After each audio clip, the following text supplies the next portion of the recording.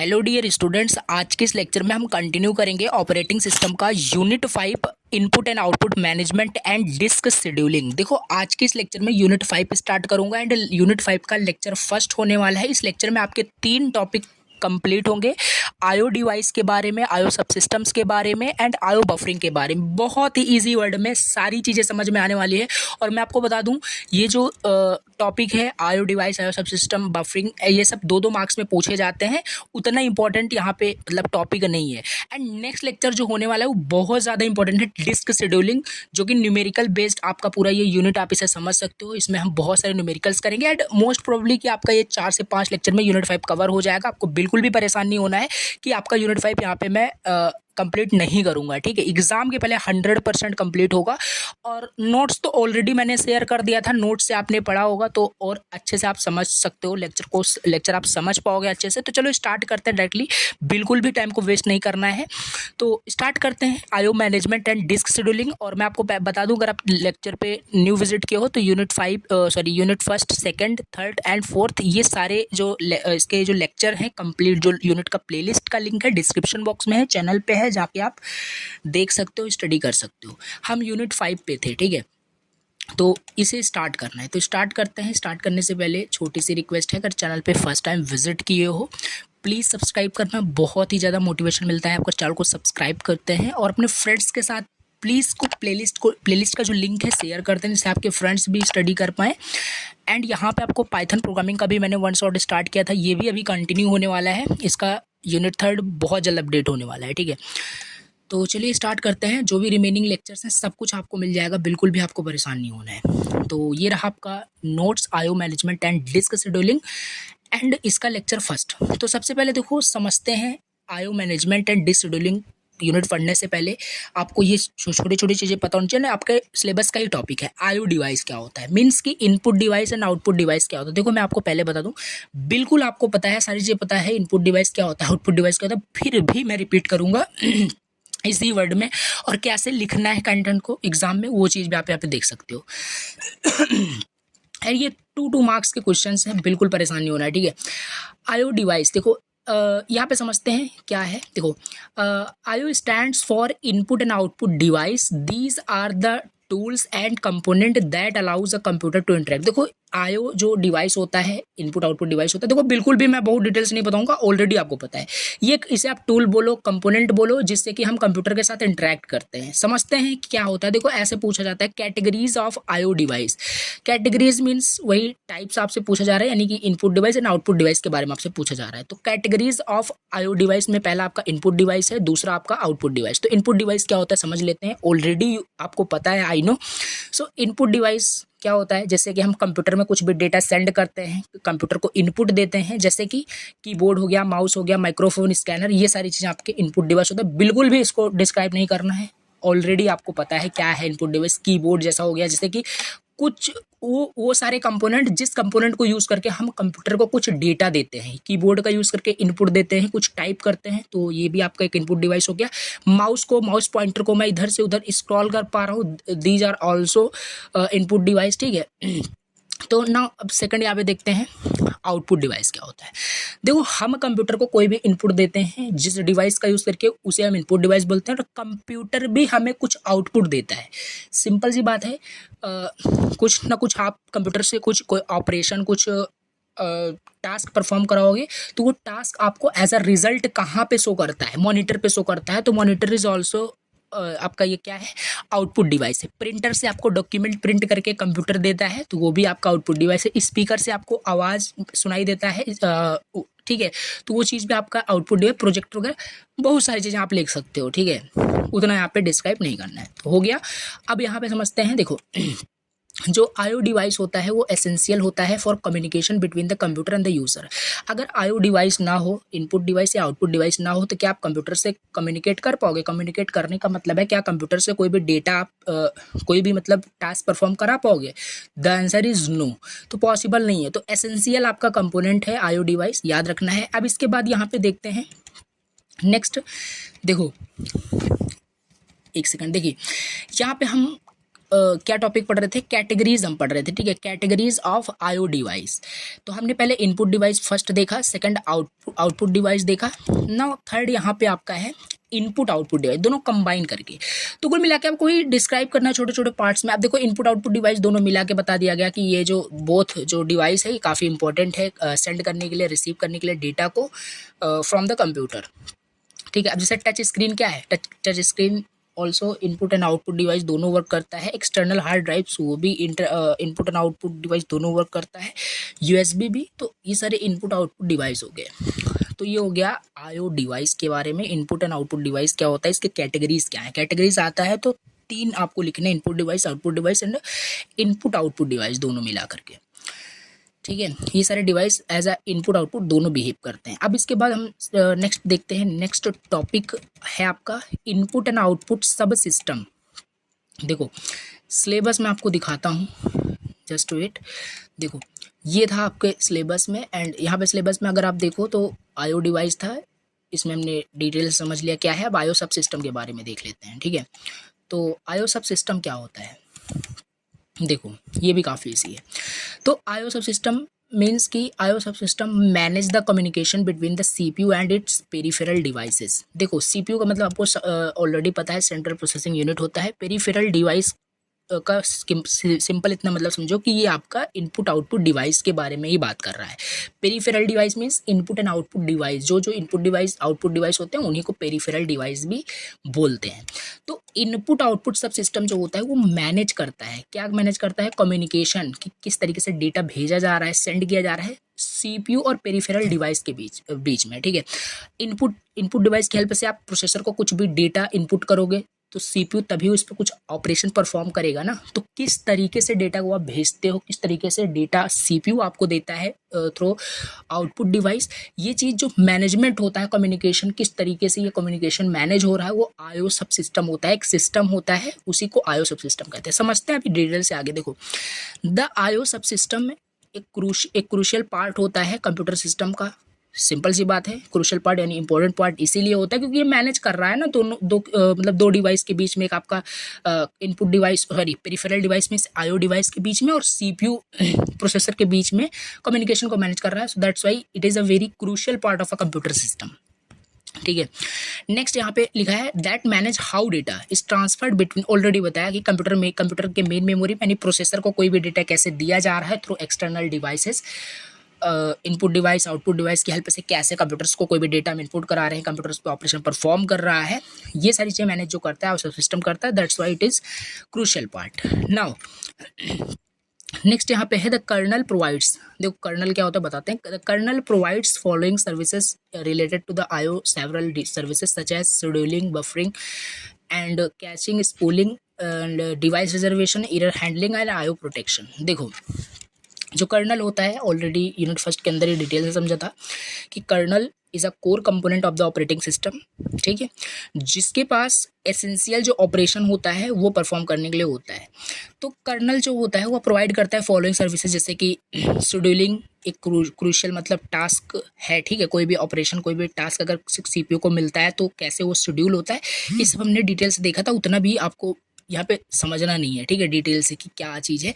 तो ओवरऑल आपको समझ में आ गया कि आईओ सब सिस्टम क्या होता है, क्या मैनेज करता है, किन दो मतलब सीपीयू प्रोसेसर और आईओ पेरिफेरल डिवाइसेस के बीच में कम्युनिकेशन को मैनेज करता है, किस तरीके से डेटा रिसीव हो रहा है, सेंड हो रहा है, ये चीज़ है, ठीक है।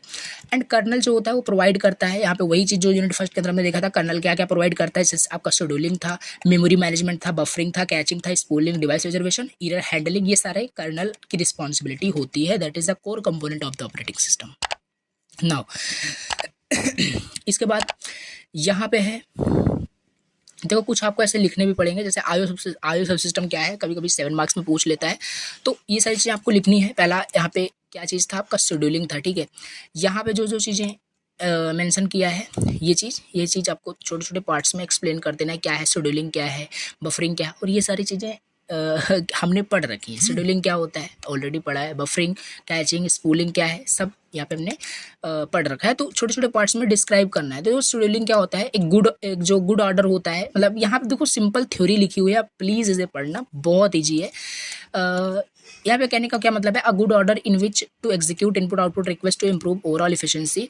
सो priority can also play important roles in a request scheduling that can reduce average waiting time। तो सिंपल सी बात है, हम शेड्यूलिंग क्यों करते थे, जिससे कि एवरेज वेटिंग टाइम काफ़ी ज़्यादा रिड्यूस हो, जिसमें कि हमने बहुत सारे शेड्यूलिंग एल्गोरिथम्स पढ़े थे, FCFS, SJF and priority scheduling, round robin, तो बहुत सारे पढ़े थे। तो यहाँ पे सिंपल शेड्यूलिंग का आपको डेफिनेशन लिख देना है, थोड़ा बहुत बता देना क्यों इंपॉर्टेंट है, एंड ये सारी चीज़ें खुद से आपको करनी है, खुद इजी वर्ड में आप लिख सकते हो, बाकी थ्योरी एज इट इज़ रटना नहीं है, ठीक है।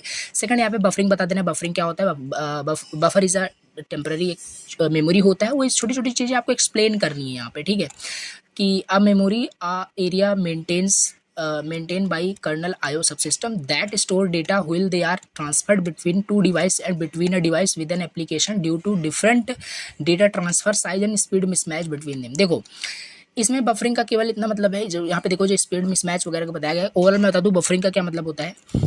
आप यूट्यूब में कुछ वीडियोस वगैरह देखते हो, अगर इंटरनेट आपका स्लो चलता है तो वहाँ पे देखो आपका जो वीडियो होता है, इसी लेक्चर को आप ले लीजिए, अभी इंटरनेट बंद कर दो तो आपका बफरिंग होना स्टार्ट हो जाएगा। या आप देखोगे कि इंटरनेट जब भी आपका ओपन रहता है तो एक जो आपका वीडियो का जो डाउनलोडिंग का पार्ट होता है, मीन्स कि वो डाउनलोडिंग मीन्स मैं बता रहा हूँ कि वीडियो कुछ टाइम के लिए वो ऑफलाइन भी हो जाती है। आप जब इंटरनेट ओपन कर दोगे तो आपकी वो वीडियो बफर मेमोरी के अंदर स्टोर्ड हो जाती है, जिससे कि अगर आप इंटरनेट बंद भी कर देते हो तो जहाँ तक वो बफर मेमोरी में स्टोर रहा होगा उतना आपका वो पार्ट ऑफ द वीडियो आपका चलेगा विदाउट इंटरनेट। तो बफरिंग का केवल इतना मतलब होता है कि यही सारी चीज़ें हैं, स्पीड मिसमैच की मतलब प्रॉब्लम आती है। तो कुल मिला के आपको बफर की डेफिनेशन लिखनी है कि बफर एक मेमोरी होता है जहाँ पे कोई डेटा टेम्पररी स्टोर होता है, ठीक है। तो ये चीज़ आप पढ़ना। एंड नेक्स्ट यहाँ पे देखते हैं कैचिंग के बारे में। कैचिंग भी हमने देखा था यूनिट 4 के अंदर, मेमोरी मैनेजमेंट के अंदर, ठीक है। A reason of fast memory, अब कैच मेमोरी के बारे में आपको बता देना है वही क्या होता है। देखो मैं इसलिए शॉर्ट में आपको उतना डिटेल्स एक्सप्लेन नहीं कर रहा हूँ क्योंकि ये सारे टॉपिक्स उतना ज़्यादा इंपॉर्टेंट नहीं है। नेक्स्ट लेक्चर से आपका बहुत ज़्यादा इंपॉर्टेंट आपका टॉपिक होगा डिस्क शेड्यूलिंग से।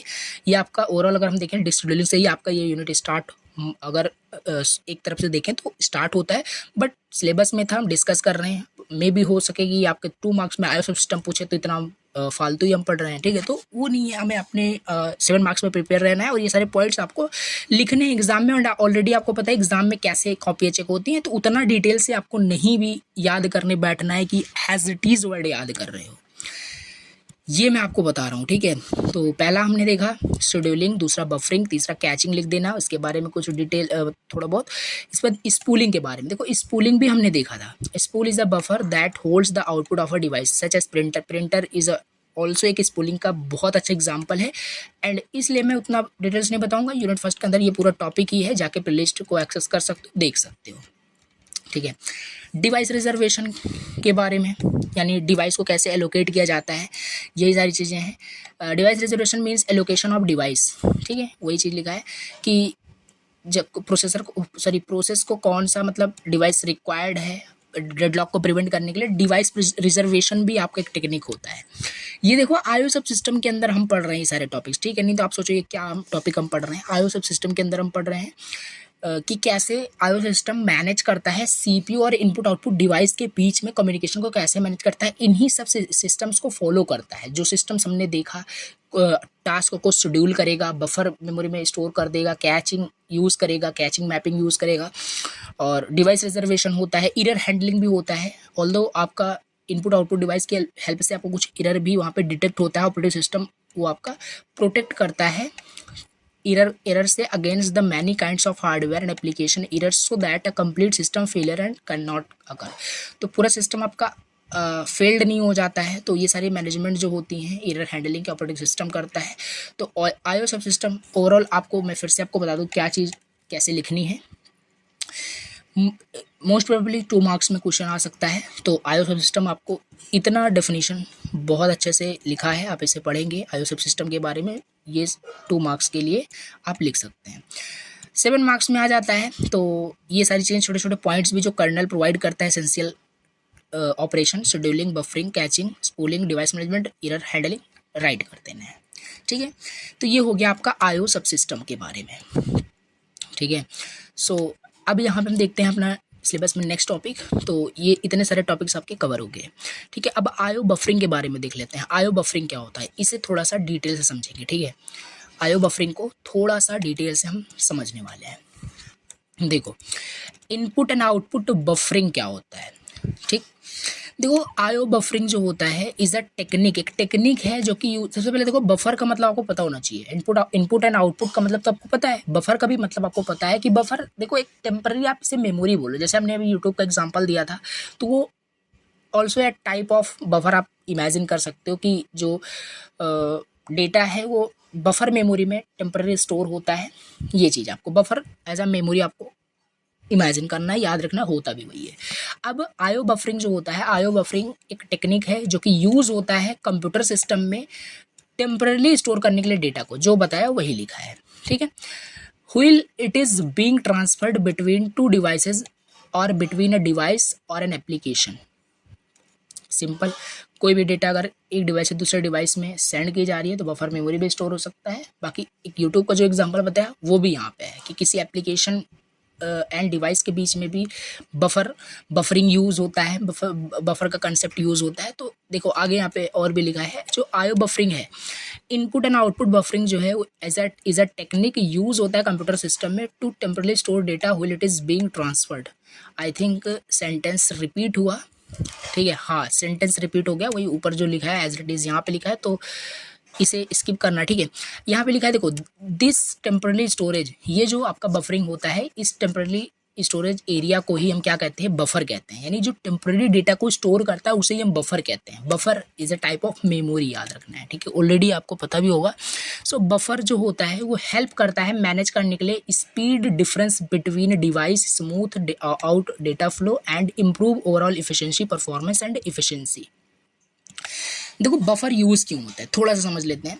तो बफर आखिर यूज़ ही क्यों होता है, जैसे आप यूट्यूब पे लेक्चर देख रहे हो, ठीक है, देखो अब आपके डिवाइस का जो स्पीड है वो मे भी ऐसा नहीं है कि जो जो इंटरनेट आपका है उसके स्पीड से मतलब एज इट इज़ मैच कर रहा हो। जैसे आप यूट्यूब पे वीडियोस देख रहे हो, 2x में वीडियोस देख रहे हो, ठीक है, 2x में वीडियोस देख रहे हो, तो ऐसा नहीं है कि जो आपका इंटरनेट है उतना, जैसे आपका इंटरनेट बहुत फास्ट भी चल रहा है तो आपका जो वीडियो होगा वो बफर मेमोरी में स्टोर हो जाता है। आप देखोगे लेक्चर, अभी आप लेक्चर ही देख रहे हो, लेक्चर में जाकर आप नोटिस कर सकते हो इंटरनेट अगर आपका फास्ट है तो जो एक वाइट या ग्रेस कलर का एक आपका जो क्या बोलते हैं उसे, ट्रैकर जो बोलते हैं, जिससे दिखता है कि कितने वीडियोस आपने कितने लेंथ की लेक्चर आपने देख रखा है, तो वो चीज़ आपका ऑलरेडी फिल हो जाता है कुछ दूर तक, ठीक है।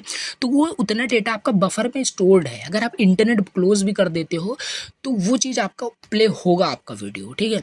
तो यहाँ पे स्पीड मिसमैच की जो प्रॉब्लम होती है, जो स्पीड डिफरेंसेस की जो प्रॉब्लम होती है, आपका देखो आप 2x में देखो या 0.5x में देखो तब भी आपको वो चलेगा। तो बफर सिंपल यहाँ पे हेल्प आपका क्या करता है, speed difference between devices, smooth data flow आपका होता है, और इससे जो ओवरऑल सिस्टम की जो परफॉर्मेंस एंड इफिशिएंसी है वो इंक्रीज होती है बफर की हेल्प से, ठीक है। अब हम थोड़ा सा समझते हैं हमें आईओ बफरिंग के बारे में समझ में आ गया कि आईओ बफरिंग क्या है। ये चीज़ आप देख सकते हो, एक टेक्निक है जो कि यूज़ होता है कंप्यूटर सिस्टम में टेम्परली स्टोर करने के लिए डेटा को, जिससे कि इफिशिएंट या ओवरऑल सिस्टम की परफॉर्मेंस इंक्रीज हो। और भी आप अपने इजी वर्ड में लिख सकते हो, ठीक है। ओवरऑल हमें यहाँ पे कंसेप्ट को समझना है कि बफरिंग का क्या मतलब है, आईओ बफरिंग का क्या मतलब है, लिखना आपको खुद अपने वर्ड में ही है, एज इट इज़ नहीं याद करने बैठ जाना है।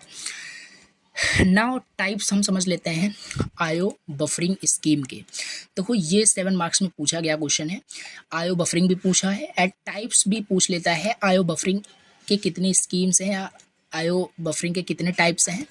तो पहला समझते हैं, पहला टाइप्स है सिंगल बफरिंग। सिंगल बफरिंग क्या होता है, देखो सिंगल बफरिंग क्या है, in single buffering only one buffer is used for data transfer. देखो उतना डिटेल से मैं नहीं समझना है, बस जैसे नाम सजेस्ट कर रहा है सिंगल बफरिंग, यानी कि इसमें सिंगल बफर यूज होगा तो राइट करना है in single buffering only one buffer is used for data transfer. और डेटा मतलब बिटवीन डिवाइस जो कम्युनिकेशन होता है उसमें ओनली एक बफर यूज होता है। कोई भी डेटा अगर टेम्पोरली स्टोर होगा तो वो सिंगल बफर के अंदर स्टोर होगा। द सिस्टम रीड्स डेटा, जो the system reads data into the buffer from IO devices. जो सिस्टम होता है वो रीड करता है डेटा को या राइट करता है डेटा को बफर में इनपुट डिवाइस की हेल्प से, आईओ डिवाइस की हेल्प से, and then CPU process the data. Once the buffer is emptied it is refilled with the new data from the device. देखो देखो समझो, यहाँ पे एग्जाम्पल बहुत अच्छा लिखा है, ठीक है। इमेजिन करो you have 1 bucket to carry water from a well to a tank. देखो समझो, इमेजिन करो आपके पास एक बकेट है टू कैरी वाटर को कैरी करने के लिए फ्रॉम अ वेल, एक कुएं से टू अ टैंक से, ठीक है। तो अब यहाँ पे यू फिल द बकेट, आपने बकेट को फिल किया, ठीक है, वाटर से, एंड इसे कैरी किया to the tank, emptied it, ठीक है। देन फिर क्या हुआ, then return to the well, फिर आप फिर से वेल की तरफ रिटर्न किए टू फिल इट अगेन। तो इस तरीके से मतलब आप एक वेल से क्या है मतलब वेल से वाटर को निकाल के बकेट में भर रहे हो, देन बकेट से आप टैंक में पानी को फिल कर रहे हो। तो ये प्रोसेस है। तो इसमें देखो बफर कैसे मतलब यूज हो रहा है। तो यहाँ पे वही है, इमेजिन करो आपके पास एक बकेट है, यानी एक बफर है, जिसमें आप कैरी क्या करते हो, डेटा को कैरी करते हो as a water is a data to the tank, किसी भी मतलब टैंक में आप डेटा को स्टोर करते हो। तो सीपीयू को आप आईओ डिवाइस की हेल्प से डेटा को बफर में स्टोर करते हो। उस स्टोर डेटा को कौन प्रोसेस करेगा, प्रोसेसर करेगा, प्रोसेसर को सेंड करते हो। तो ये प्रोसेस जो है आप देन फिर अगेन रिटर्न करोगे, कहाँ रिटर्न करोगे, आईओ डिवाइस के पास, फिर से वहाँ से आप डेटा को बफर में स्टोर करोगे। तो ये चीज़ें होती है।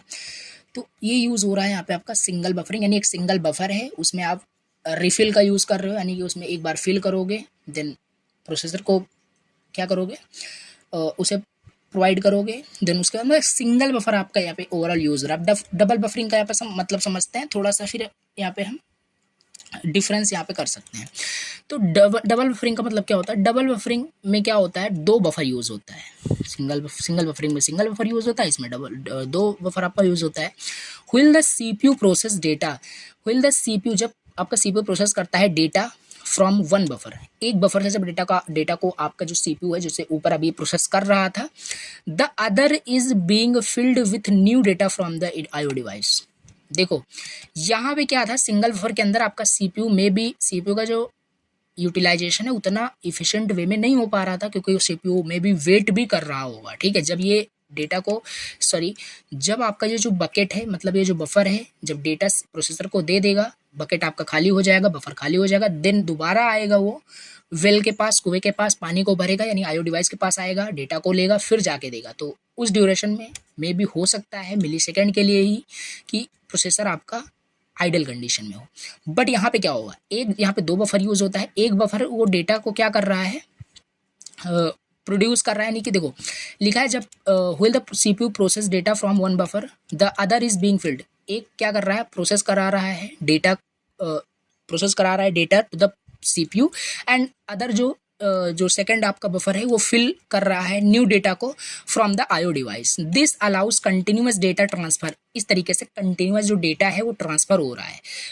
पहला आपका वहाँ पे प्रोसेस करा रहा है, दूसरा फिल कर रहा है, दूसरा जब प्रोसेस कराएगा तो पहला फिल कर रहा होगा, तो कंटिन्यूअस डेटा फ्लो यहाँ पे हो रहा है, डेटा ट्रांसफर हो रहा है, सीपीयू का हाई यूटिलाइजेशन हो रहा है, processing without waiting for the buffer to be emptied, ठीक है।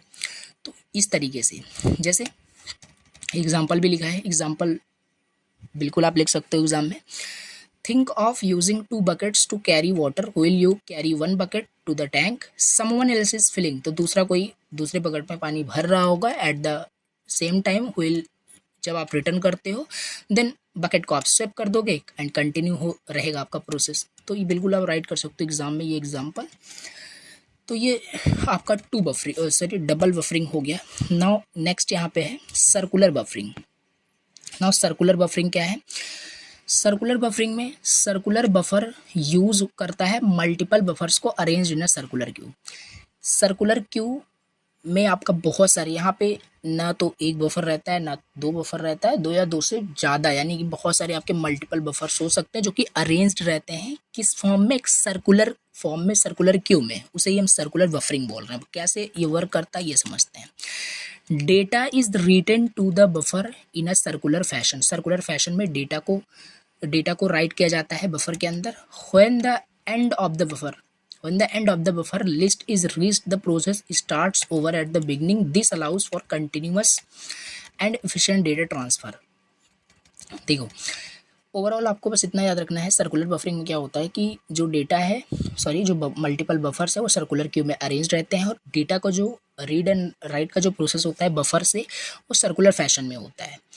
ठीक है, तो इतना आपको लिखना है। और डिटेल से आपको यहाँ पे से पढ़ोगे तो समझ में आएगा। ठीक है, अब यहाँ पे हम समझते हैं इसे। लेकिन अगर यहाँ पे हम तीनों में कंपेयर करेंगे, तीनों में कौन सा, अगर हम बात करें इफिशिएंट ज़्यादा है, तो आपका सर्कुलर बफरिंग होने वाला है, क्योंकि ये जो है आपका सर्कुलर क्यू में जो डेटा राइट होता है to the buffer circular fashion में होता है।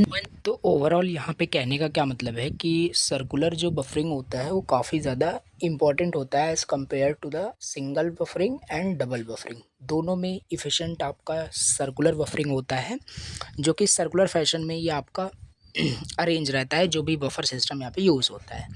ठीक है, अब हम यहाँ पे नेक्स्ट समझ लेते हैं कि बफर्स इम्पॉर्टेंट क्यों हैं, आखिर हम बफरिंग यूज़ ही क्यों करते हैं एंड बफर इम्पॉर्टेंट क्यों है, ये हम समझते हैं। Why buffers are important. तो पहला यहाँ पे जो पॉइंट्स है, स्मूथ डेटा फ्लो। ठीक है, बफर इंपॉर्टेंट क्यों है? स्मूथ डेटा फ्लो के लिए। स्मूथ डेटा फ्लो मीन्स कि जैसे स्पीड मिसमैच का प्रॉब्लम मैंने बताया था, तो वो बफर की हेल्प से सॉल्व होता है। जैसे एग्जांपल यूट्यूब का दिया था, तो वो स्मूथ डेटा फ्लो का जो प्रॉब्लम है वो सॉल्व होता है। इफ़िशेंसी आपका जो है आपके सिस्टम की वो इंक्रीज़ होती है, ओवरऑल परफॉर्मेंस इंक्रीज़ होता है with the help of buffering, और बफर कंसेप्ट अगर आप यूज़ करते हैं तो। And the next is error handling.